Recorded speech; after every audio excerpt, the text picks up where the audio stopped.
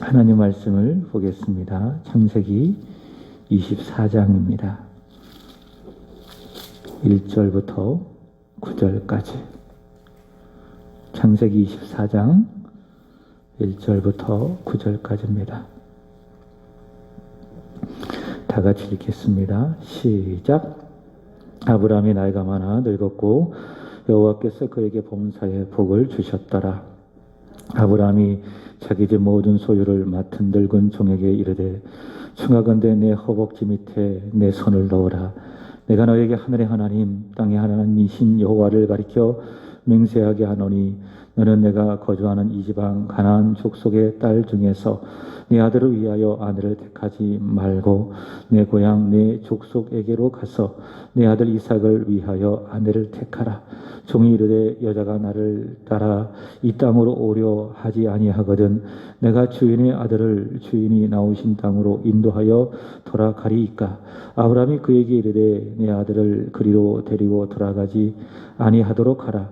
하늘의 하나님 여호와께서 나를 내 아버지의 집과 내 고향 땅에서 떠나게 하시고 내게 말씀하시며 내게 맹세하여 이르시기를 이 땅을 내 씨에게 주리라 하셨으니 그가 그 사자를 너보다 앞서 보내실지라. 내가 거기서 내 아들을 위하여 아내를 택할지니라. 만일 여자가 너를 따라오려고 하지 아니하면 나의 이 맹세가 너와 상관이 없나니 오직 내 아들을 데리고 그리로 가지 말지니라. 그 종이 이에 그의 주인 아브라함의 허벅지 아래에 손을 놓고 이 일에 대하여 그에게 맹세하였더라.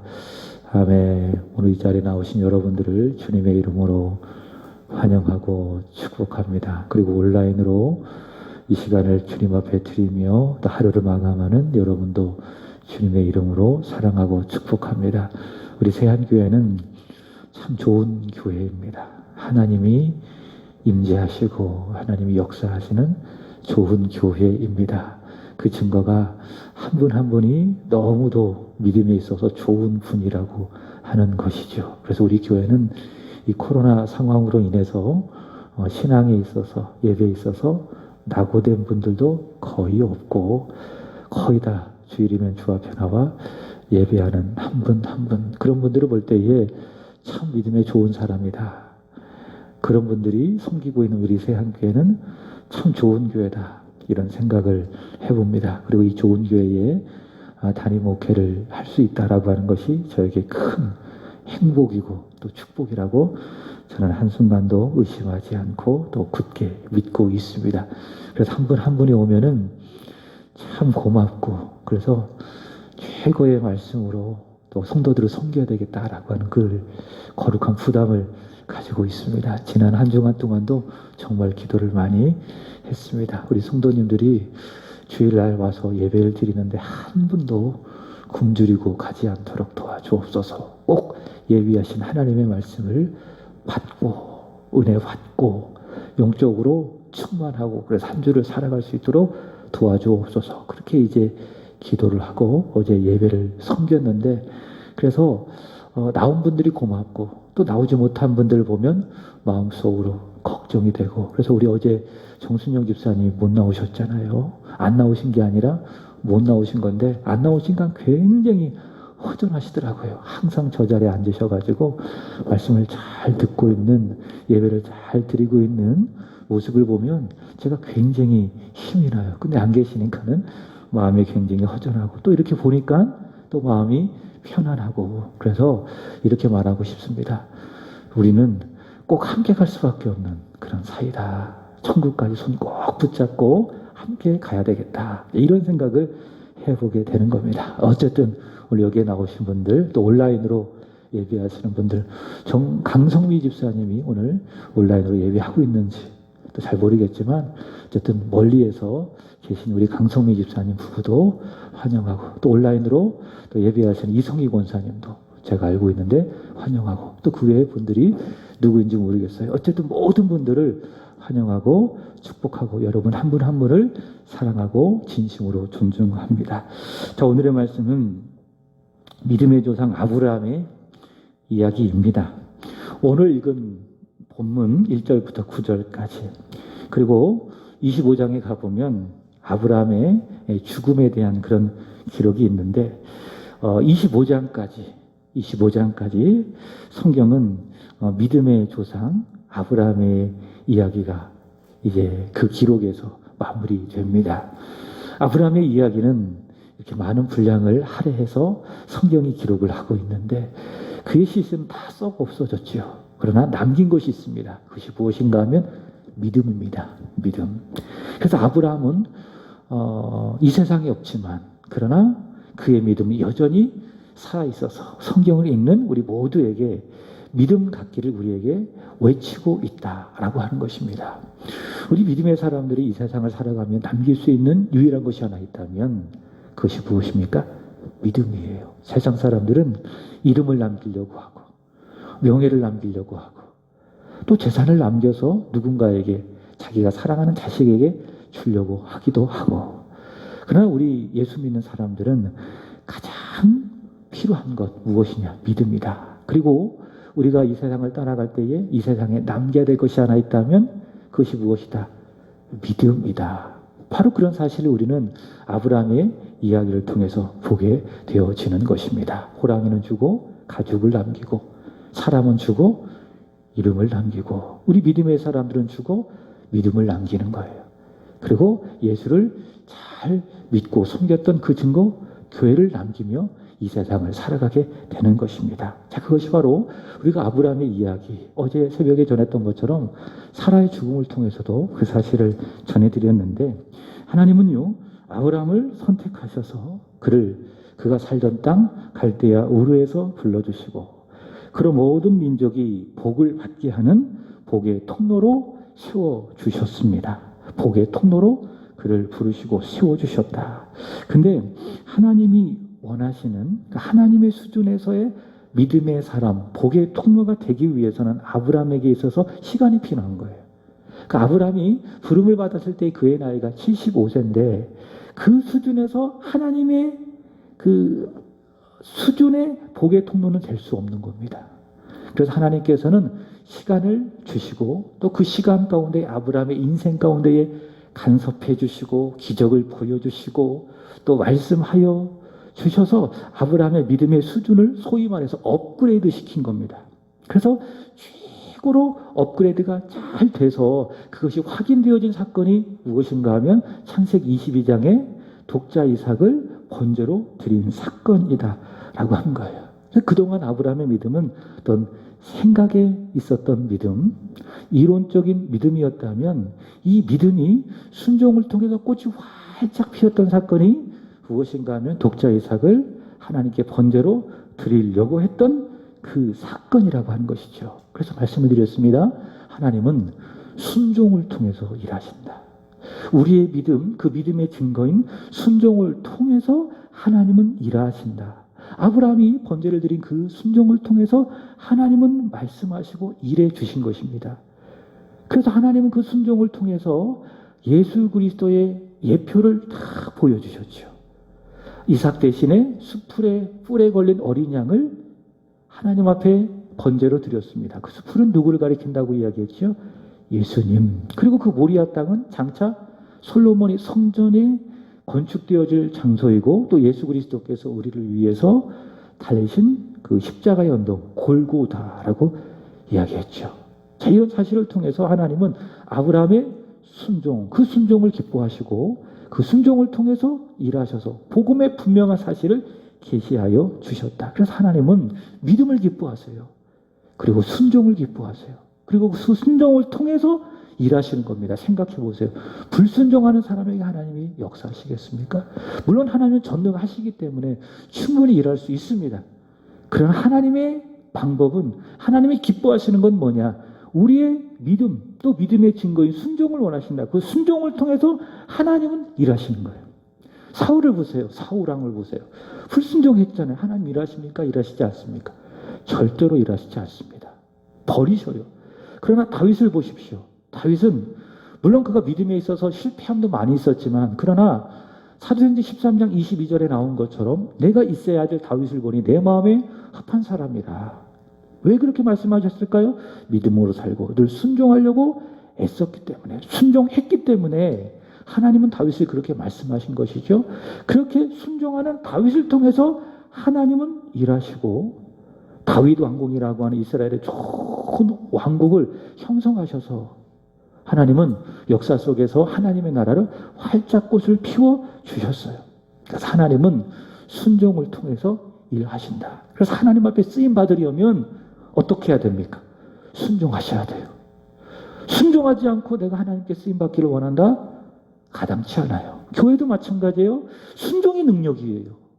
하나님 앞에서 말씀을 잘 듣고 온 교회 성도들이 목사를 중심으로 하나님의 말씀에 적극적으로 순종할 때 하나님은 그 교회를 통해서 일하시고 그 교회는 하나님의 뜻에 귀하게 쓰임을 받게 된다라고 하는 거예요. 아브라함은 순종의 사람이 되었어요. 그러니 하나님께서 아브라함을 안 쓰실 수가 없죠. 쓰실 수밖에 없습니다. 아브라함은 이런 오랜 시간 동안 하나님을 향한 그 믿음, 그 순종이 절정에 달았고 그 순종을 통해 하나님은 일하셨어요.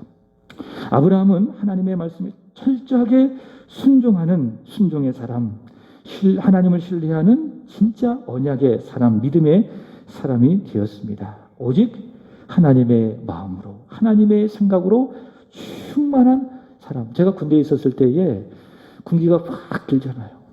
그러면은 그 구참들이 늘 하는 얘기가 있습니다. 찌르기만 하면 무조건 관등성명을 대라. 그래서 찌르면 이병 김은기 이렇게, 자다가도 찌르면 이병 김은기 이렇게 이제 군대에도 훈련을 시켰거든요. 믿음이 좋은 사람은 어떤 사람이냐? 찌르기만 하면 누가 나와요? 하나님 나오는 거예요. 찌르기만 하면은 예수님, 찌르기만 하면 감사, 기쁨, 기도. 이게 뭐예요? 믿음이 충만한 사람. 신약적으로 말한다면 성령 충만한 사람. 나는 죽고 오직 예수로 살아가는 사람. 그런 사람이 누구다? 믿음의 사람이고 오늘 본문에 나오는 바로 아브람과도 같다라고 하는 거예요. 그래서 아브람은 이후에 아내 사라가 죽었을 때에도 어제 새벽에 말씀을 드렸죠. 보통 사람이 죽으면 고대 사회에서는 그 살던 곳을 떠나 본래 태어난 고향 땅에 가서 묻히는 것이 정상입니다. 그러나 아브라함은 믿음의 사람이기 때문에 그렇게 하길 원치 않았습니다. 하나님께서 약속하신 장차 주시기로 예비되어진 그 가나안 땅에 사라를 묻히기를 원했어요.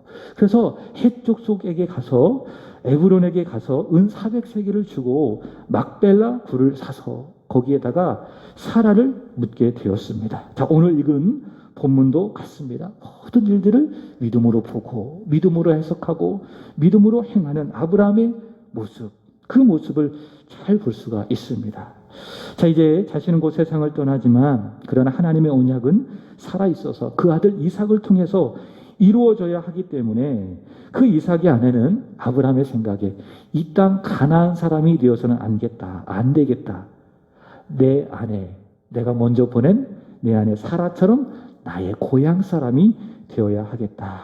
그래서 이 아브라함은 늙은 종을 자신의 고향으로 보내서 이삭의 아내를 얻게 하는 것을 볼 수가 있습니다. 여러분, 우리 믿음의 사람들은요, 믿는 사람하고 결혼해야 돼요. 그게 옳아요. 근데 보통 생각할 때에 내가 믿음이 있기 때문에 안 믿는 사람을 만나서 결혼을 해서 그 사람을 전도하면 되겠지, 이런 생각을 흔히 갖지 않겠습니까? 사실 돼요, 안 돼요? 잘 안 돼요. 그래서 여기 우시석 권사님도 있지만 우리 지수를 위해서 열심히 기도하되 좋은 배우자 만나기를 기도해야 돼요. 무엇보다도 그 배우자가 잘 믿는 사람, 그 집안까지도 예수를 잘 믿는 그런 집안의 사람과 만나서 결혼할 수 있도록. 우리 정순영 집사님 그 아들, 딸들도 마찬가지예요. 늘 딸도 그러고 지금 결혼할 생각도 없어가지고 지금 문제 있는 마찬가지예요. 다 우리 믿음의 사람들은 누구하고 결혼해야 돼요? 믿음의 사람과 결혼해야 되는 겁니다. 그게 신앙생활하기 좋고 그렇습니다. 자, 이삭은요, 가나안 사람들 중에서 이삭의 아내를 취하는 것을 원치 않았습니다. 자기 고향 땅에 가서 사라처럼 고향 사람을 아내로 얻는 것을 원했습니다. 자, 이것은 아브라함이 하나님의 언약을 믿는 믿음이 있었기 때문에 그렇게 한 거예요. 그냥 내 고향 사람이기 때문에, 내 편한 동족이기 때문에 그 이삭의 아내를 거기에서 아브라함이 취하게 한 것이 아니라 믿음으로 보기 때문에 가나안 사람 중에 아니라 고향 땅의 한 사람을 이삭의 아내로 취하려고 그 종을 불러서 보내게 되는 것입니다. 자, 그 믿음의 근거는요, 오늘 보면 7절을 보세요. 자, 7절 보시면은 그 믿음의 근거는 뭐냐? 하늘의 하나님 여호와께서 나를 내 아버지의 집과 내 고향 땅에서 떠나게 하시고 내게 말씀하시며 내게 맹세하여 이르시기를 이 땅을 내 씨에게 주리라 하셨으니, 이게 뭐예요? 아브라함이 하나님으로부터 받은 말씀이라는 거죠.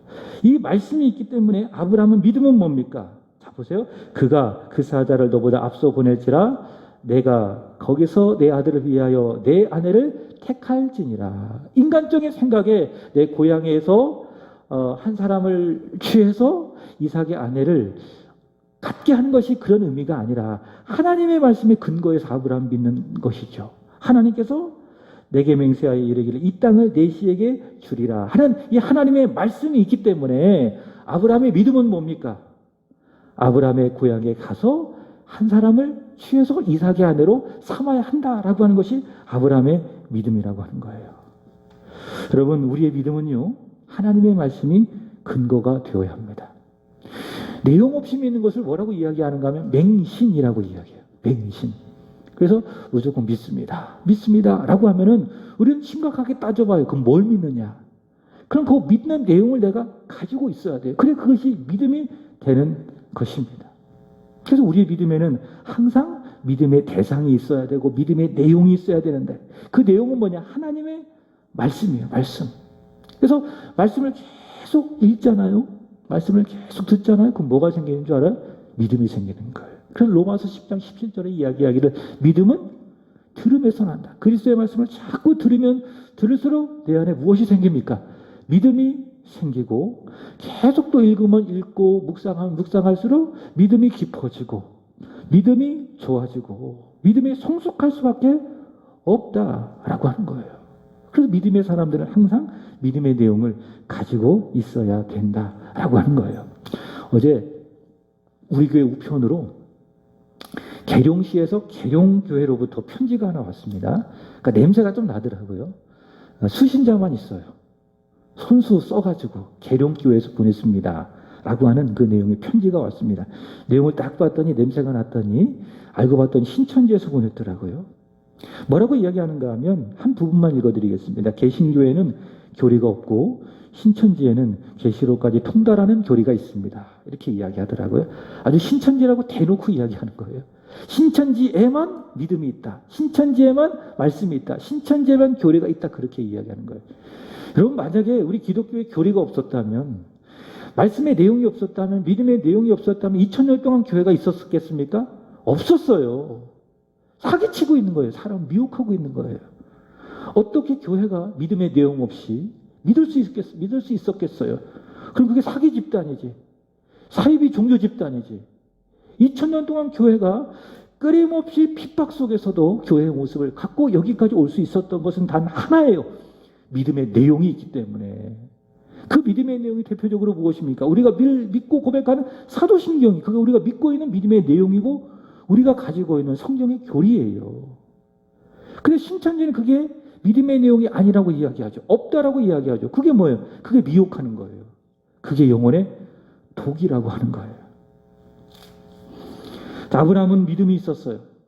하나님이 가나안 땅을 내 아들에게 주시겠다라고 하는 그 믿음이 있었습니다. 그 말씀이 있었습니다. 그러니까 믿음을 갖게 되어지죠. 내 안에는 반드시 죽은 사라처럼 내 고향 땅에서 구해야 된다라고 하는 믿음, 그 믿음이 있었습니다.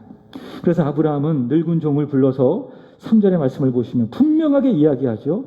말씀이 있고 믿음이 있으니까는 가나안 족속의 딸 중에서 이삭을 위하여 아내를 택하지 말아라. 4절에 보시면 어디로 가라? 내 고향에게로 가라. 내 족속에게로 가서 거기서 이삭을 위하여 아내를 택해라 라고 이야기합니다. 이게 뭐죠? 믿음의 말. 아브라함은 하늘의 하나님 또 땅의 하나님 여호와가 반드시 이삭을 위하여 아내를 예비하셨다라는 것을 굳게 믿게 되어지는 거예요.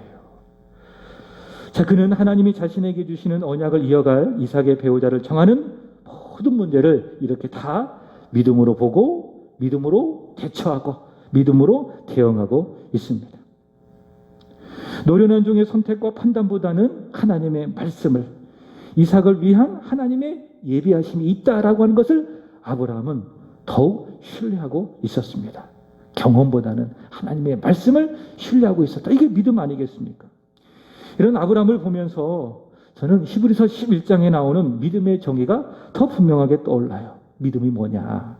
히브리서 11장 1절 2절 이렇게 이야기합니다. 믿음은 바라는 것들의 실상이요 보이지 않는 것들의 증거니 선진들이 이로써 증거를 얻었느니라. 이렇게 이야기하고 있습니다.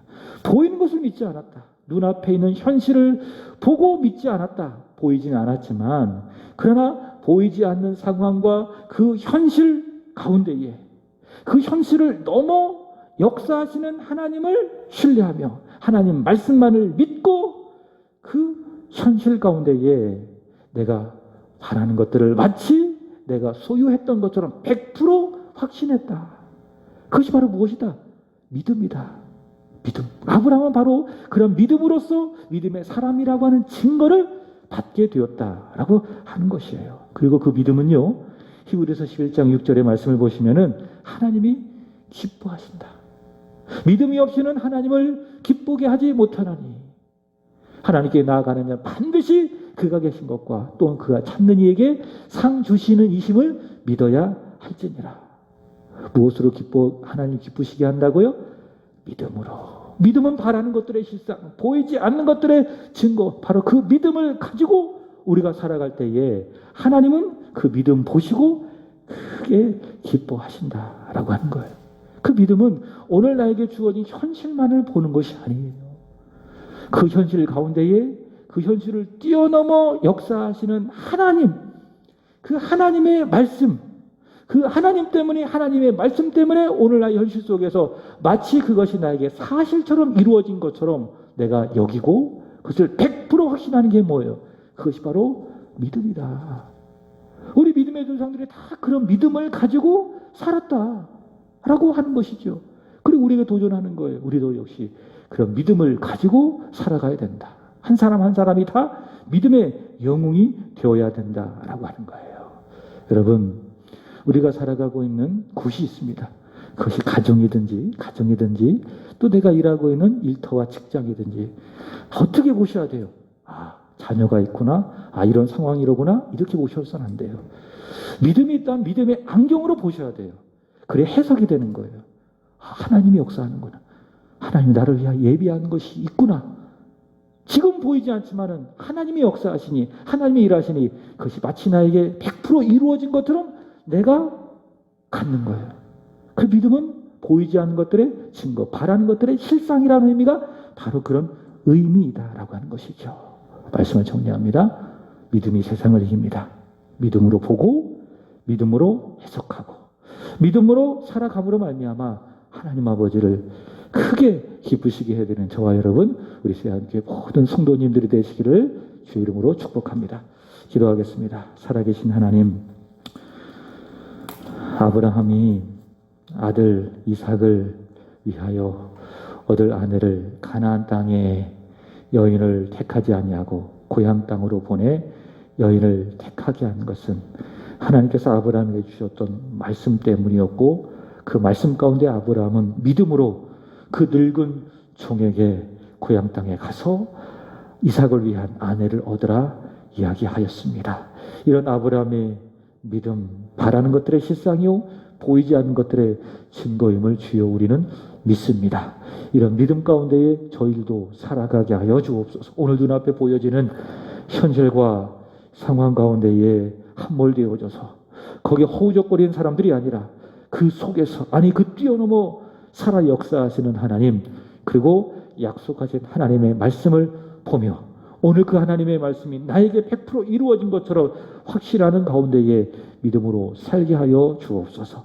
믿음의 안경을 쓰고 우리의 자녀를 보게 하시고, 믿음의 안경을 쓰고 우리의 직장 생활을 감당하게 하여 주시고, 믿음의 안경을 쓰고 나에게 주어진 모든 상황을 바라봄으로 말미암아 믿음으로 해석하고 믿음으로 살아내어 하나님 앞에 큰 기쁨이 되고 우리에게도 큰 은혜가 되게 하여 주옵소서. 오늘 말씀을 듣고 예배하는 모든 성도들 한 사람 한 사람 믿음의 승리자, 믿음의 성공자들이 되게 하여 주옵소서. 하나님, 오늘은 일구역을 위하여 간절히 기도드립니다. 이성희 권사님, 남이, 진홍, 본학, 본경, 은솔, 김혜영 권사님, 이소정, 이승수, 이필려 집사님, 예성, 이해찬, 하나님 이들을 기억해 주시기를 원합니다. 믿음을 더하여 주옵소서. 하나님의 말씀을 주야로 묵상하게 하여 주시고, 말씀을 많이 그 10년 가운데 채우로 말미암아 깊은 믿음의 사람, 좋은 믿음의 사람 되어 이 힘겹고 어려운 세상 넉넉히 승리하고 이겨낼 수 있도록 도와주시기를 원합니다.